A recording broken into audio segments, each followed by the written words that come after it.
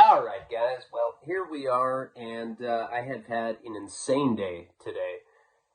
Maybe it'll make an entire video because it was so wild. I mean, I realize people that have been listening to me for a while are probably like, dude, your whole life has been really weird, and I think you've done gay stuff on meth.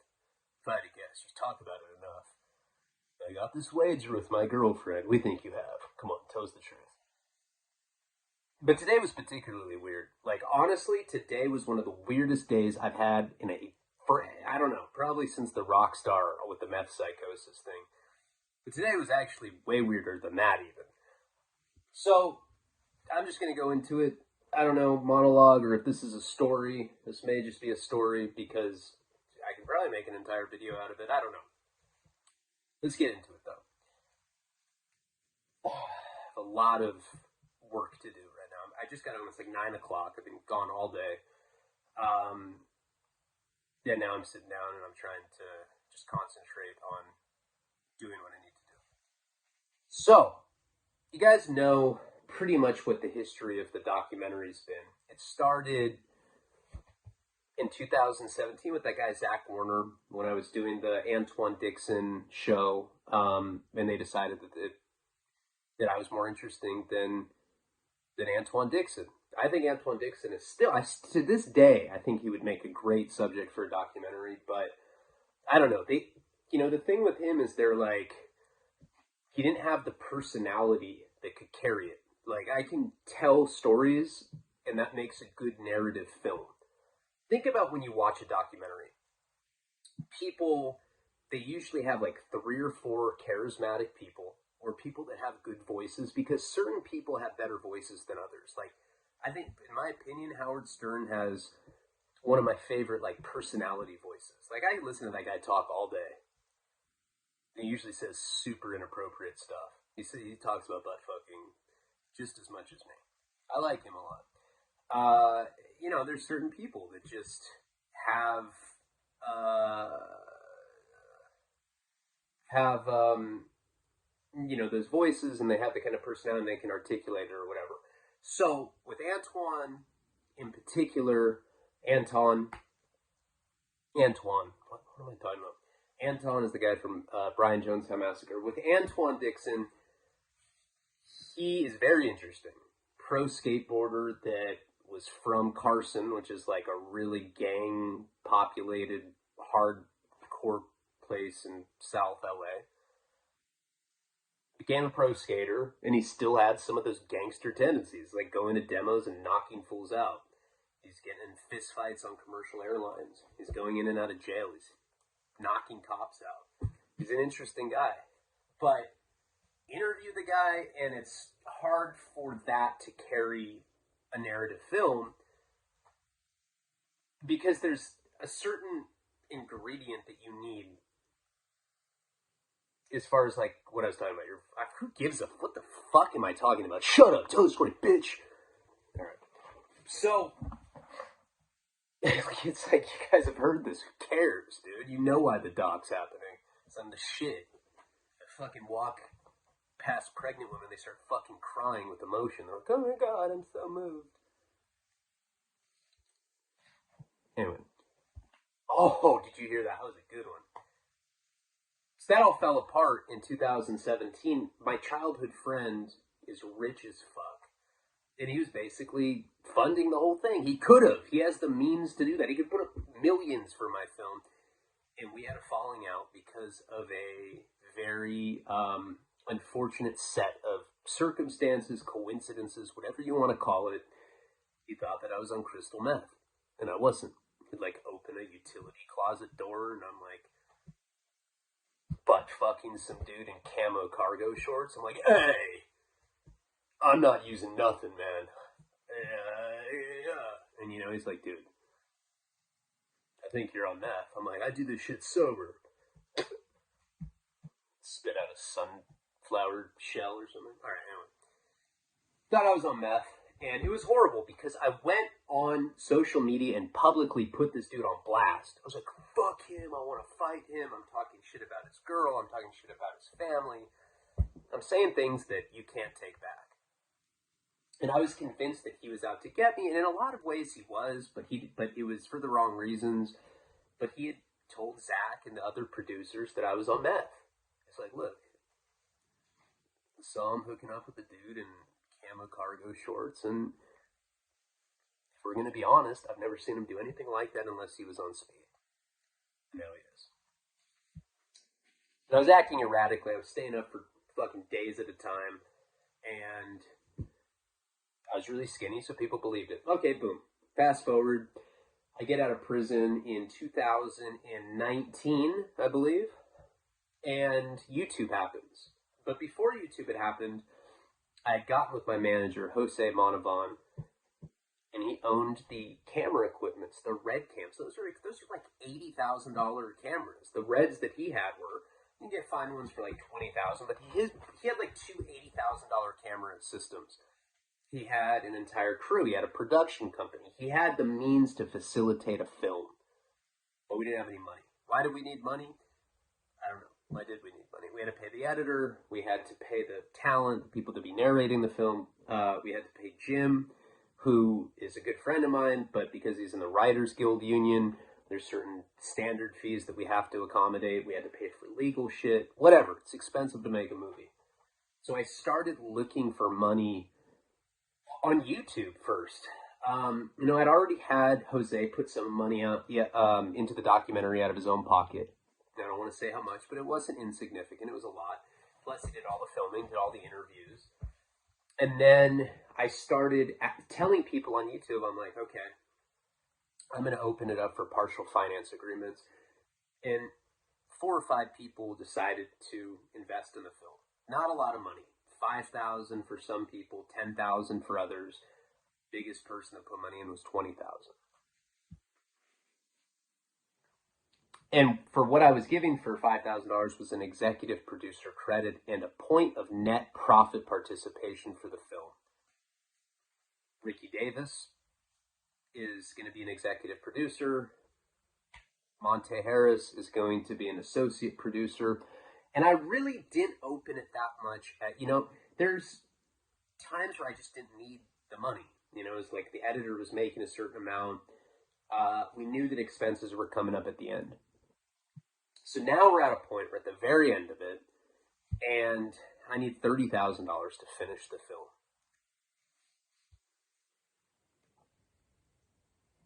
Wow. That is not cool.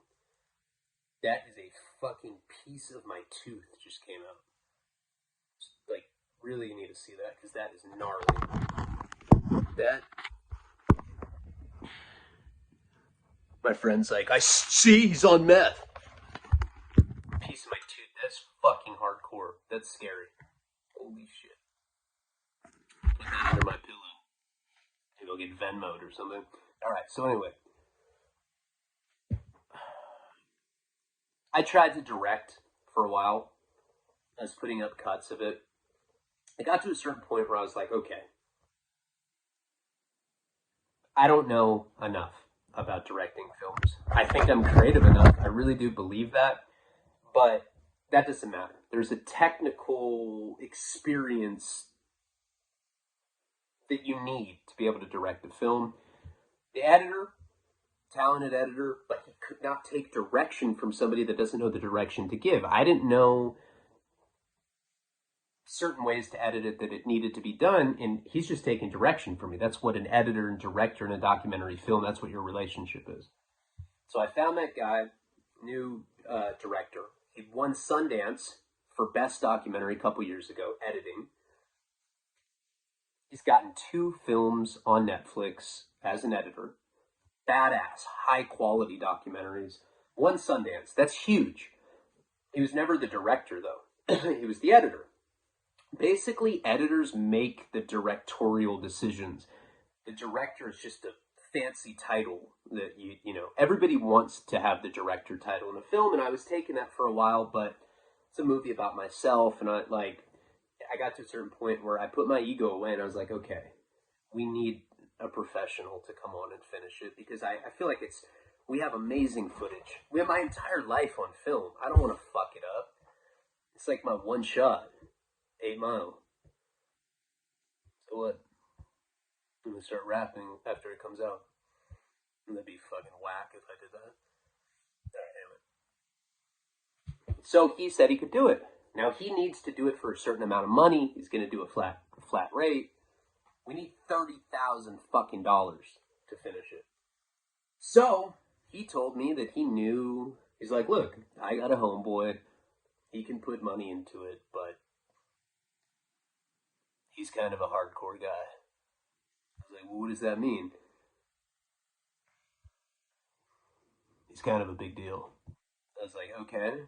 You realize that there's bronze statues of me jerking off up in cathedrals, right? I know, but he's killed people. I was like, okay, I've had cellies that have killed people. What was it over? Money. Okay, that becomes a little scarier, that I'm going to be in a business fucking deal with somebody that's killed somebody. How much money are we talking? He killed someone over $800. I was like, Jesus Christ, and I'm asking him for $30,000? Like, just don't fuck it up. I was like, oh my God, all right. I'm desperate, man. I want my film to come out. I don't have 30 grand lying around. I have irons in the fire for sure. Option scripts, they say movies are going to come out. That shit never fucking happens. I'm sick of nothing happening.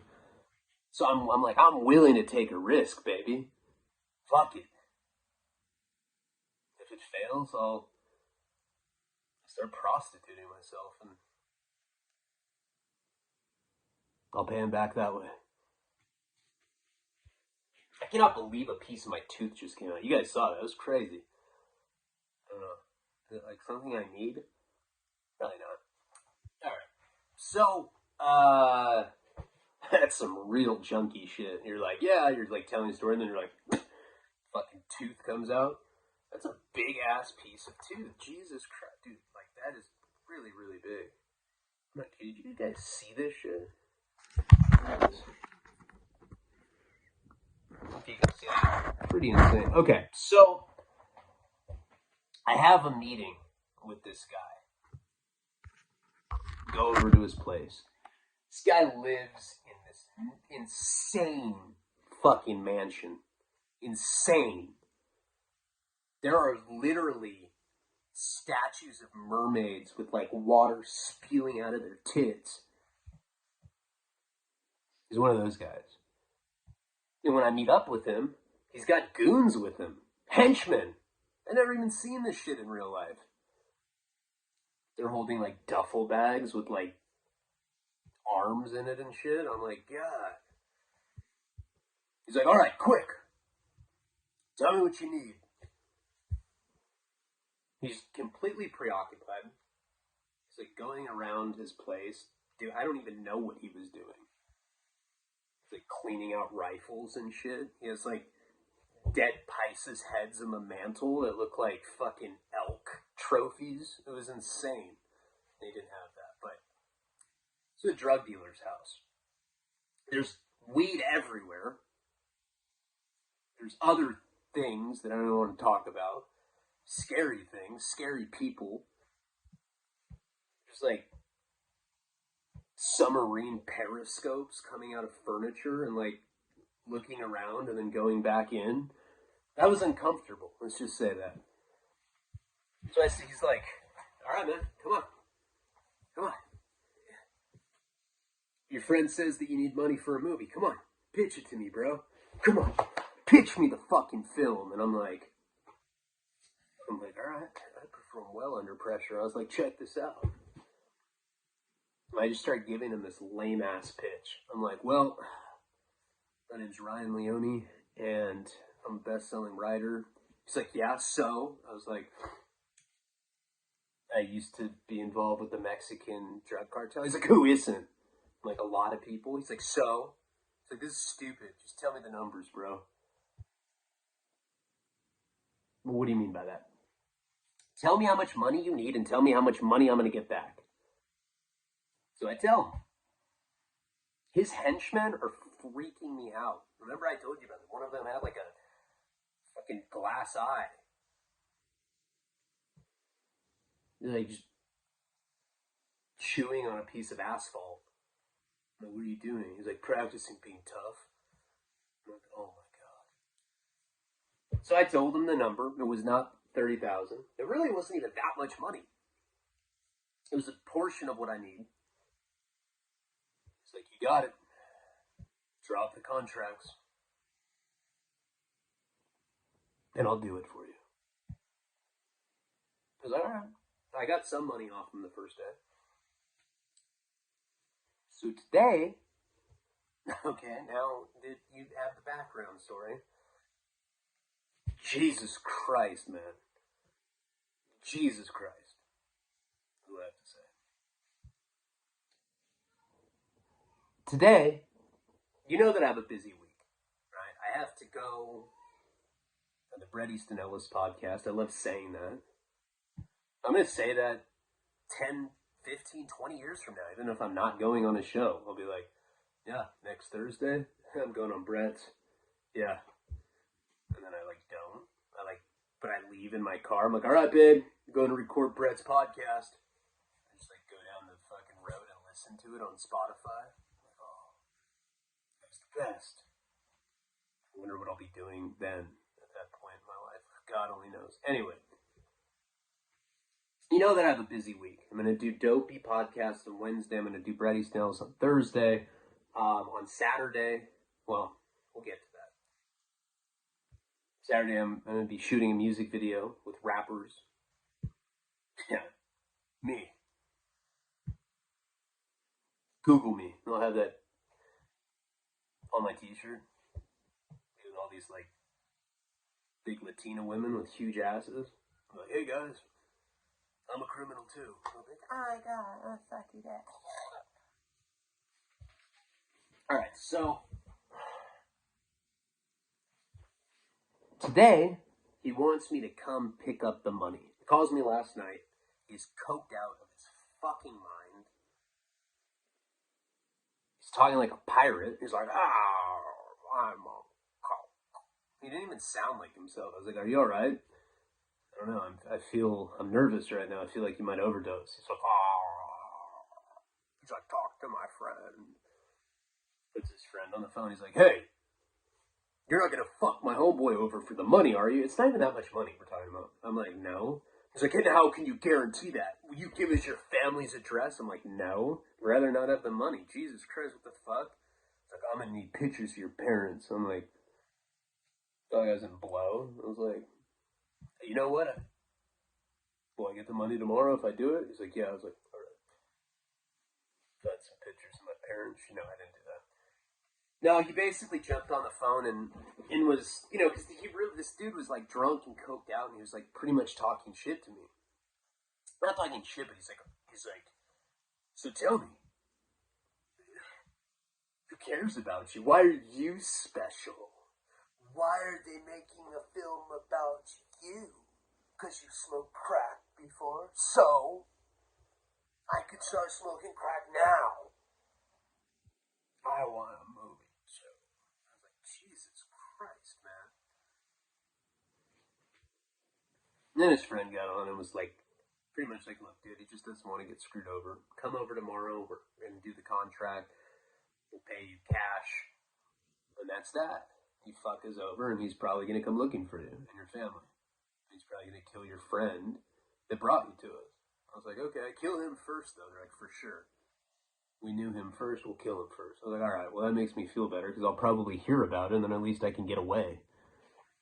So I went, so last night, I'm making videos. I'm like, all right, it's been, it hasn't been the best month. I'm going to really make an effort. I'll do a video, then I'll take a little break, and then I'll do another video, and then that's 2, and if I'm doing 2 a day, then everyone will be happy again. Not to say that people aren't. That's just a guess. I did one. I ended up beating off. I woke up with my pants around my ankles. There was cum stuck on my wrist. I was like, I didn't know where I was. I thought I was in a cell again. I was like, Bobby! There's nobody here. So I ended up passing out. It was the middle of the night when that happened. I slept, I beat off, and I fell asleep. I woke up at like, and he told me, call me at 8 a.m. So I called the dude. I wake up at like noon. Fuck, I slept in. I'm all pissed off about it. And I gave this guy a call. I'm like, hey, man. Sorry, I slept in. He's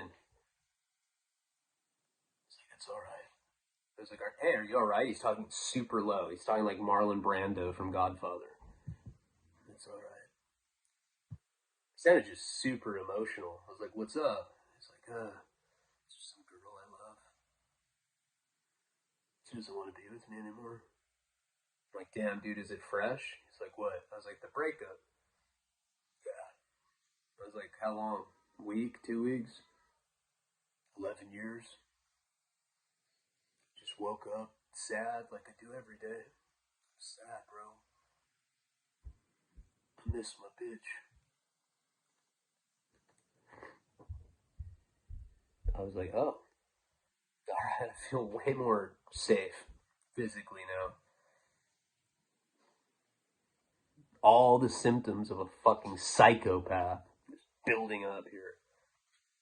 So I kind of like, I'm eating breakfast. I'm like eating cantaloupe and shit.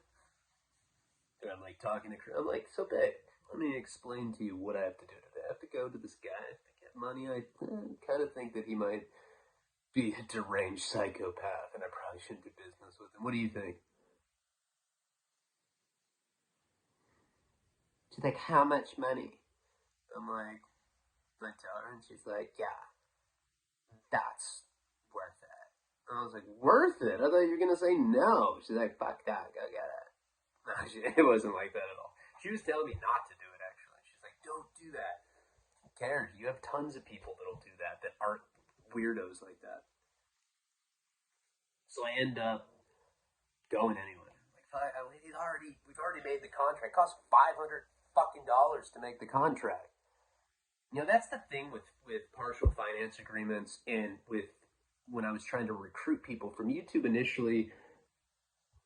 My channel wasn't that big yet, but I think that I have the kind of channel where it's like when you read a memoir or something, when somebody's like vulnerable and somebody shares their most intimate, I share intimate stuff. I don't care.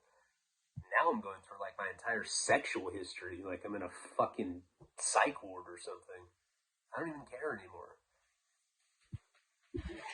When you are like that, when you've written a memoir, when you have something like this where you're vulnerable and you share your life, people feel like they know you. And when you're dealing with tens of thousands of people, occasionally you come across weirdos.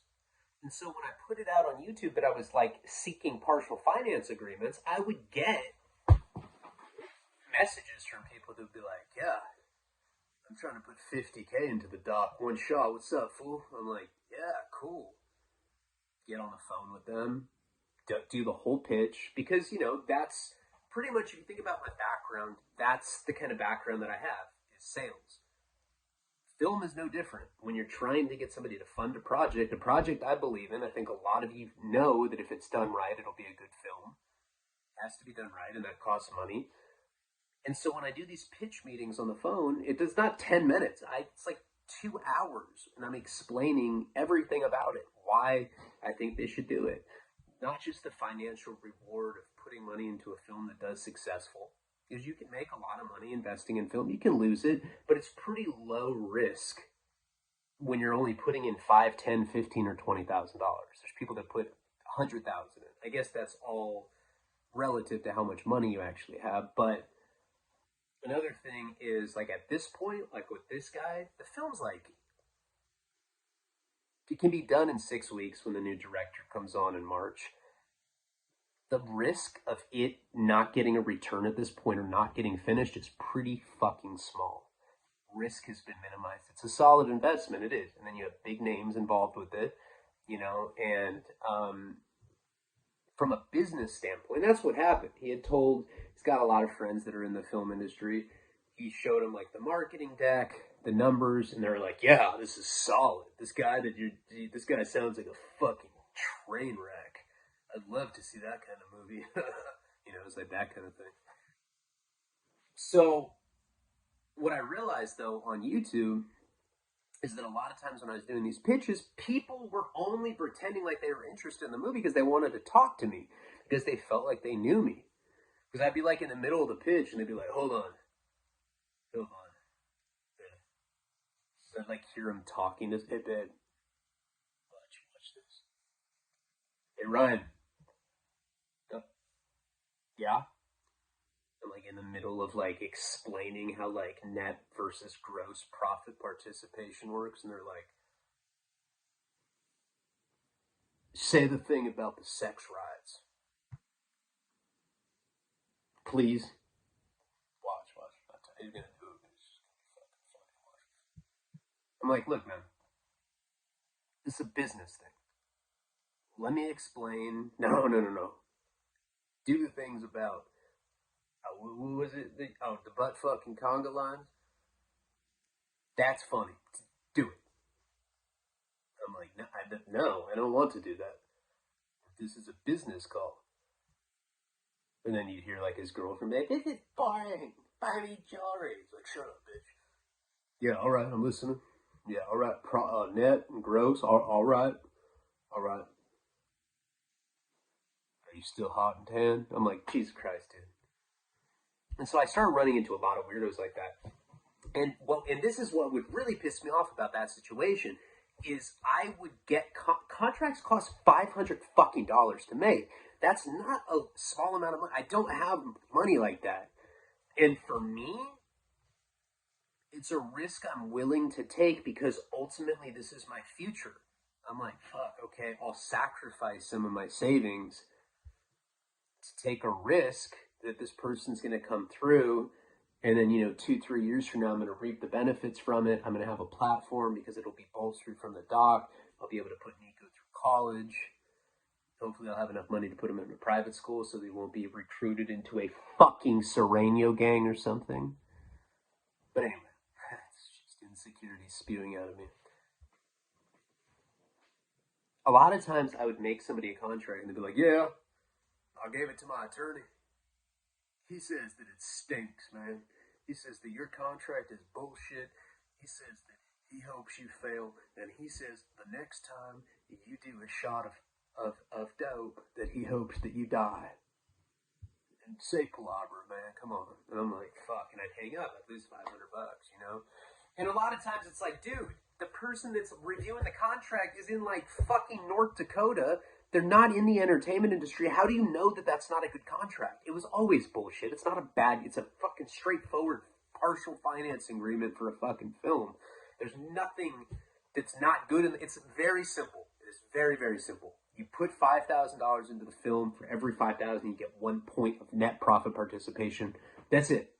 So when we sell the film, and of course, that's always the risk, right? Well, what if we don't sell it? Well, if we don't sell it, we can always put it on Amazon Prime and you would still own a percentage of it. The way that film financing works is that you get your principal back first. So say you put $5,000 into the film. We sell it to Netflix for $3 million. You get that $5,000 that you put into the film, you get that back before anything, before I get paid, before anybody gets paid. You get that initial principal investment back, and then when I get paid, when all the other people that help make the film get paid, then you get your 1%. So if you sold it for $3 million, how much is that? It's like 30,000, I think. I don't even know. No, what? 30? What the fuck am I talking about? Yes, if it's 3 million, 30,000. I don't know. That's how bad I am at math. Anyway, God, it pisses me off. I wish I had a calculator. You know what I'm trying to say. So you get your principal back, then you get the point that you get it. Or if you have 5 points, you get 5 fucking points of it. Pretty straightforward. Story like mine, I don't think would not sell, especially when it's like you can put from the screenwriter to Fight Club, and you can put things that people that are flipping through the channels are like, ooh, Fight Club. Oh my god. Oh my god, this guy's smoking crack. Ew. I don't care though, I want to watch it. This is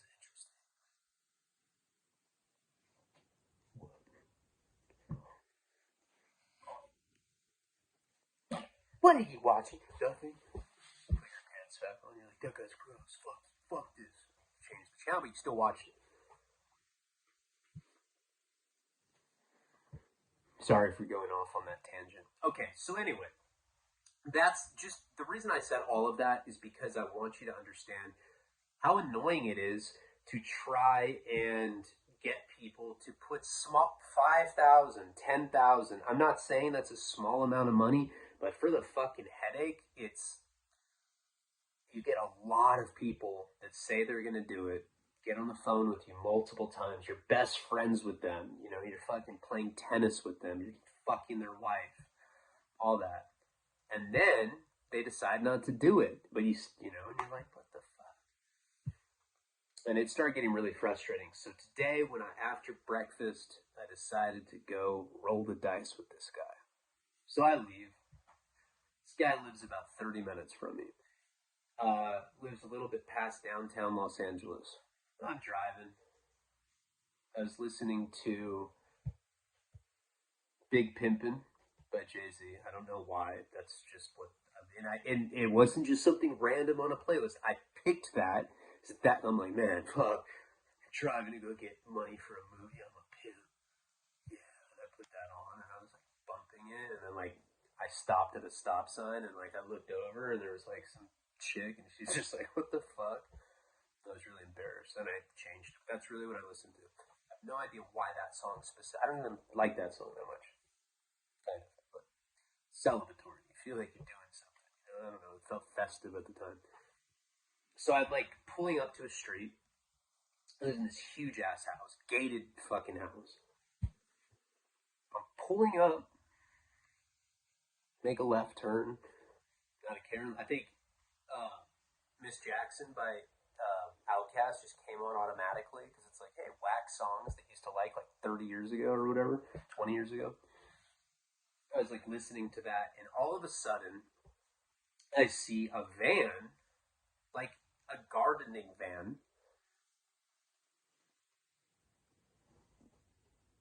up on a sidewalk in a telephone pole. Like it hit the telephone pole. And there's fire trucks everywhere. That was actually the first thing I saw was the fire trucks, flashing red lights, cops. Somebody's in the street, you know, like a traffic cop comes and is like, stop. Like, yeah, I would have done that if you hadn't done that, but okay. I'm like stopping and I'm looking. And I look over and I realize that there's a dead guy in the middle of the street.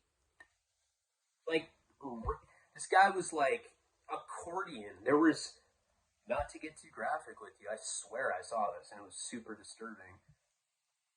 Like there was like gore spilling out of his stomach. Like he was like almost like shredded. He was dead. Got in a car accident.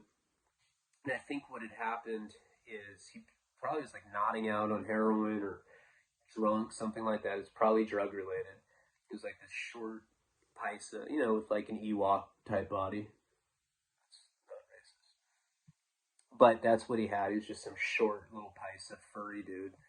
And he was like, that sounds so fucking horrible. God, horrible person. So he's like, he's like curled up in a ball, and there's gore spilling out of his side onto the street.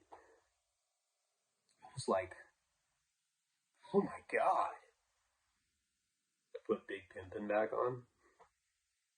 Whatever. At least it's not me. I really saw that today. It was fucking wild. They were like scooping him off the street, and in my mind, I'm like, damn, that might be like a bad omen or something. I'm gonna call Karina and see what she thinks. And remember, she's already thinking that I'm an idiot for going after this money. It's like there's so many other people. I have friends that could do it in one shot. I just have too much pride to call someone to be like, I need 30. Sinister could do that like that.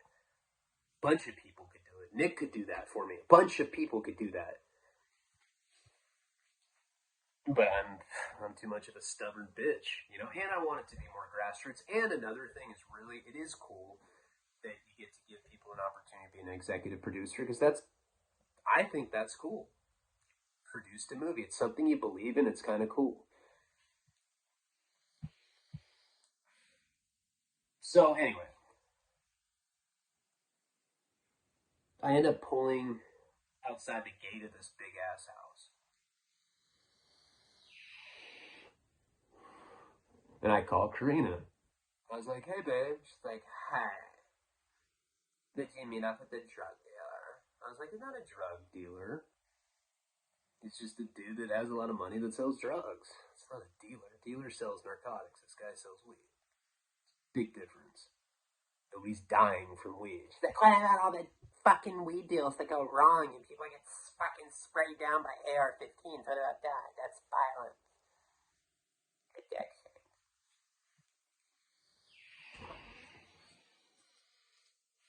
So anyway, I was like, "Well, I'm not trying to get lectured. That's not why I'm calling you. I am calling you simply because I just saw a dead Pisa." She's like, "What?" I was like, "You don't know him." She's like, "Oh my god, you're so racist." I'm like, "It's trying to be funny." She's one of those people where, like, if I try to crack jokes when she's mad, she does not want to hear that shit. It's pretty normal. Like a fucking piece of my tooth, man. That was insane when that happened. I just remembered I saw it. I was like, "No, babe." She's like, "What do you mean a dead Python? Did the drug dealer?" I'm like, "No, listen. Got in a car accident. I saw when I was on the way here, but I'm calling you because I think that I know you're like one of those new age fucking namaste bitches." She's like, "Don't call me that." I'm like, "Listen, do you think that's a bad omen?" She's like, "Let me check my horoscope app." I'm like, suddenly that seems like the logical fuck. Okay, yeah. Let me know what it says, and I'll proceed. Like letting some app tell me what I should do next. And she's like, I forget what it was, but it was like, "You're in the wrong retro cycle." What does that mean? English. It means you could die. Poop, poop. Yeah, no, no, she said that the horoscope didn't align with it being a good thing.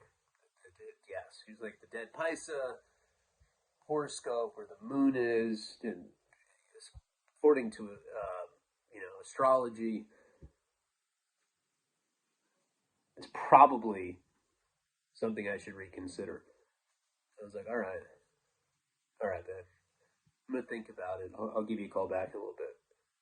She gets off the phone. I thought about it for a little bit. I was like, at the end of the day, what's most important to me? It's not the fucking film. It's not money. It's them at home. And it's not worth taking risks that I don't need to take. But, I need money to be able to provide for them because I don't, like I said, I don't want to. Hey! I harbor you guys. You guys would sleep outside if it wasn't for me. Jesus. So ungrateful. I have to, like, poke them to see if they're still alive. So I thought about it. I was like, well, I have to do this. This is to support them. Fuck it. Call him. He's like, "I'm here." He's like, "Come in, man. Here's the gate code." He's really starting to talk like Christian Bale and like Batman. It's getting really weird. I already had like a weird vibe because of the dead bodies. So anyway, so I end up going into the gate. I park. I walk up these like crazy ass like I don't even know how to describe them. Like these like marble stepping stones. They looked like I was like going into some castle or something. It was some crazy ass shit. And who do I see? One of his goons. This Asian dude. You know those Asian dudes that are super buff? They look intimidating as fuck, but you know that they've got a small dick. So you're just kind of like, "Sup, fool?" And like you let them like intimidate you, but you know what's up. He's wearing like a dragon logo on his shirt. He's like, "Hey, so and so wanted me to walk you upstairs. I was like, all right. So, dapped with him. He's like, he like did that. I swear, that's not a made up detail. It was weird. He was like acting all hard. He's like,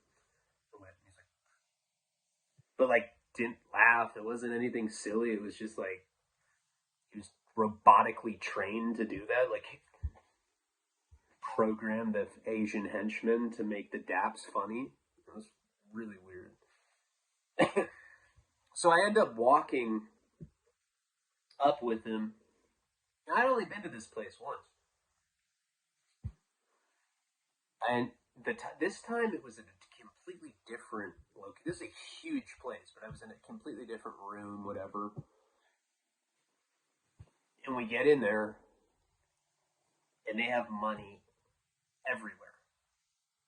How much money, if I had to estimate, it was not in $100. It was like smaller than it was like 50s, 20s, fives, shit like that. But there was like 5 or 6 girls with them. There was the Asian dude. There was like one other white dude, and then the dude that I was going to meet was white, and then there was like 6 girls, something like that. And they're all counting money with these money counting machines on the floor in this room that I hadn't been to. This room was probably, you know what it looked like? It looked like the way that an underground parking garage looked. Like it was just a big empty room with cement pillars. And it had like glossy emoxy floors or whatever. Is that how you say that? It was like, like had that really nice reflective finish on it. And it's just, there's nothing, there's no posters, there's no nothing. It's just this random room with these big, like, pillars on it. And all these people were counting money. I was like, I remember that. The Asian looks at me like all mad. I remember counting money when I used to be big pimping. Big pimping? Like, yeah, that's what I called hustling. He's like, oh, right. All right, come on, man. And so I walk through this room with these like big ass pillars. The weirdest shit. They're like counting money. It's a lot. And if I had to guess, it was probably like, I don't know, a couple $100,000, something like that. It wasn't millions or anything, but it was a lot of money. And it looked like more because it wasn't all hundreds. And I'm just looking, I'm seeing 20s everywhere. They're just counting money. I mean, typical when you sell weed or whatever. A lot of low denominations, and then there's a lot of money counting involved because that's just part of the process. People get paid to do that. These people are probably getting paid in weed to count money for them. And that was that. So I walk like through this garage looking thing. And this was like upstairs. So like we went up these stepping stone type stairway thing that kind of like rounded up. And this is like a 3 or 4 story place. I think this is the second story, and the first time I was there, I was above that.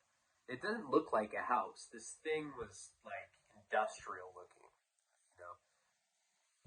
And he takes me to another part past that garage thing. And it's like this, I don't know, bedroom. There's like a bench press thing, really nice couches, like leather couches, but like you could tell really high end stuff. And then there was like this weightlifting, and then there was a bed. So I believe that it was this bedroom. It looked like this really modern industrial style mansion, if you can imagine what I'm talking about. And after we were in that weird room, now we were in what seemed like a bedroom. Seemed more like a house than the other thing. I think the other thing was a garage, in fact. And I think that perhaps like there was a driveway that you could go up to get it. That had to be what that was, because that's what it looked like. So he's in this bedroom. The Asian goon dude leaves me in there with him. It's like, hey. I was like, hey. I remember the night before he's calling me all coked out. And he's like, why should there be a documentary about you? Huh? Because you smoke crack? I can start smoking crack. If I start smoking crack, will people do a documentary about it? I don't think so. I just got money. That's all, you know. That was him the night before. Today, he was weird, quiet. It's like, hey, again, talking like Marlon Brando, but like soft. It's like, sit down. It's like, all right. He's like, look,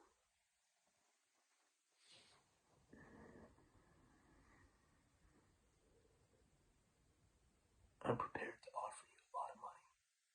A lot of money, dog. A lot of money, dog. If you have sex with me. I was like, he was dead serious. I'm like, how much money? Are we talking like 7 figures or low 6?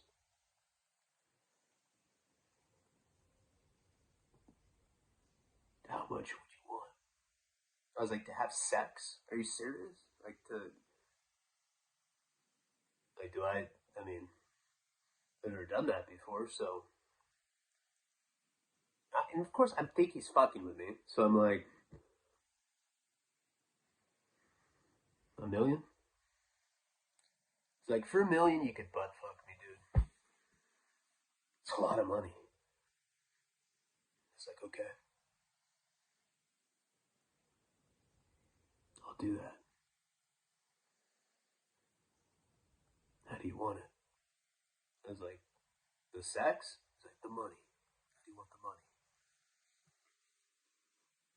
Now I'm starting to realize that he's serious. I was weirded the fuck out by it. But I was still like, hey, let me call my chick. I mean, if we're gonna do that, I really gotta find out if she'd be okay with that because that's super hard. Like, can't go home and be like, babe, I got $1 million today, but this is the caveat with that. I can't sex. I'm ashamed. See that good car? That's kind of bad. I was getting on my phone to text her, be like, I'm in a bad situation because I was just weirded out. I swear this is not made up at all. This is 100%. I put this on everything. 100% true what I'm telling you. And he looks. I'm looking at him, and I'm weirded out, and he just starts laughing. He's like, ha ha ha.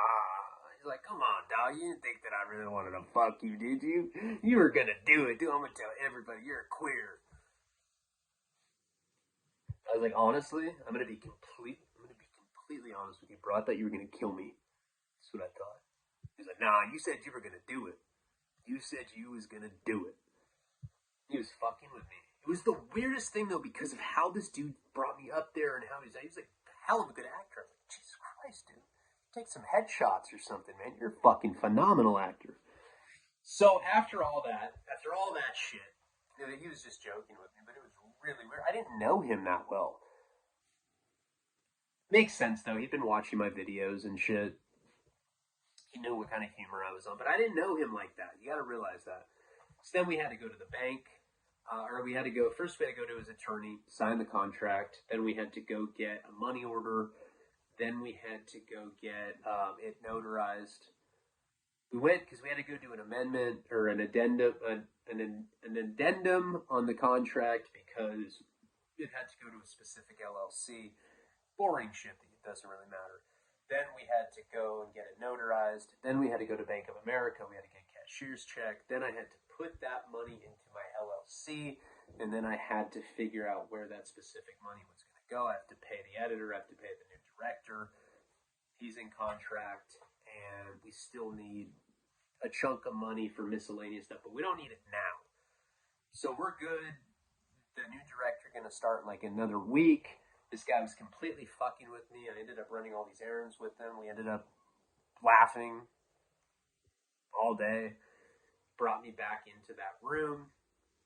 That garage is where they're going to be filming a music video this weekend with some really, really, really big name rappers. I'm invited to that. I'm definitely going to like live stream it just for Patreon. I'm not going to do it for YouTube. I don't know. He really wants a lot of people want to utilize the YouTube channel because it's bigger than Patreon, but I'd rather do it live for Patreon. But yeah, it's crazy. Like, they're renting a Bentley. They're going to have a bunch of models there. They're going to have like a bunch of fake or like real jewelry that they're renting. The music video cost, I think it's like over a couple $100,000. All that money, by the way, was not real money that those girls were counting. That was all just this play money shit, and they're using it for the videos, and he was just doing it to fuck with me. Like, the whole thing was like set up by there was like pre-planned. He was fucking with me. I was like, God damn, dude, I wish you had recorded that.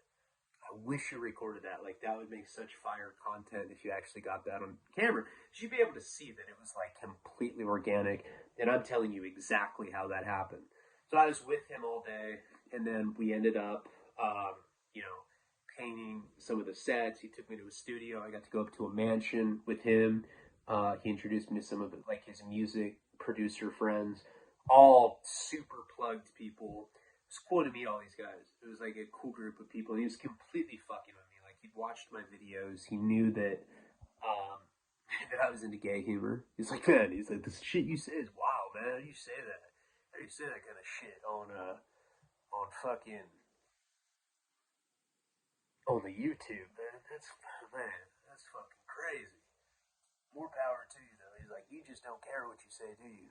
Little fucking weirdo, you little freak.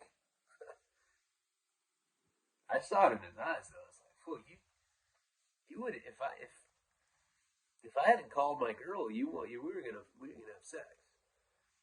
He was laughing. I mean, I was making fun of me. Like, he was gonna do it too. And then we ended up going to this is the worst part of the whole day. I paid for he paid for the notary. Right? It was $60 to get it notarized. And I was like, oh no, you don't have to pay for that. The dude gave me a fat ass check today. I was like, you don't need to do that. I'll pay for it. He's like, no, I got it. I was like, all right, I'll get lunch. So we go get lunch at some high-end burger place. It's like $54 for the tab. Now, I didn't have all my money's on PayPal. And then I have a crypto wallet, but I have a debit card that's attached to my crypto wallet. And then anytime that I ever spend money on like groceries, diapers, anything like that, I transfer the PayPal into Karina's account. And I probably waste a lot of money. Every time I do a fee like that, it's like X amount of dollars. It's probably like $200 a month I'm wasting, though. I need to stop doing that. I need to get a bank account. But anyway. Oh. That's crazy. I can like feel where that tooth came out. It was like a big ass chunk, though. And when I go to pay for the hamburger, and it gets declined. These dudes that I'm like trying to impress, I can't even afford a 55. Like, for some reason, it wasn't letting me transfer my cryptocurrency into US dollars at that moment. It just wouldn't let me.